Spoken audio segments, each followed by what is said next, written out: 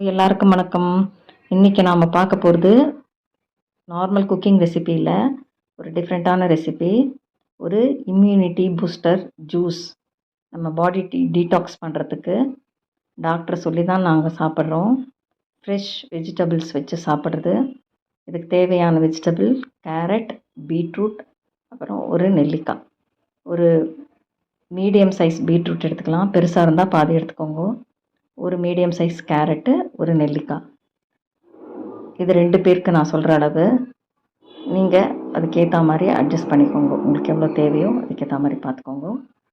அந்த கேரட்டையும் பீட்ரூட்டையும் தோல் சீவிட்டு கட் பண்ணி ஒரு மிக்ஸி ஜாரில் போட்டுக்கோங்க. அப்புறம் நெல்லிக்காயும் கட் பண்ணி போட்டுக்கோங்க. அந்த கொட்டையை எடுத்துகிட்டு துண்டாக்கி போட்டுட்டு எல்லாத்தையும் நைஸாக அரைச்சிடுங்க. அரைச்சிட்டு ஒரு ஸ்டெய்னர் வச்சு வடிகட்டிக்கோங்க.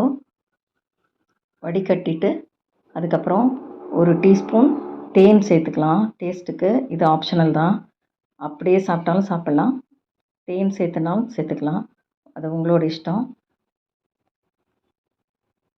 இது டெய்லி எம்டி ஸ்டமக்லேயோ இல்லைனா பிரேக்ஃபாஸ்ட்டுக்கு முன்னாடியோ சாப்பிட்றது நம்மளை டீடாக்ஸ் பண்ணி இம்யூனிட்டியை இன்க்ரீஸ் பண்ணும். இது எல்லோரும் ட்ரை பண்ணி பாருங்க. இது ரொம்ப ஹெல்த்தியான ஒரு ஜூஸு. இந்த ரெசிபி உங்களுக்கு பிடிச்சிருந்தா லைக் பண்ணுங்க, ஷேர் பண்ணுங்க, சப்ஸ்கிரைப் பண்ணுங்க. தேங்க்யூ.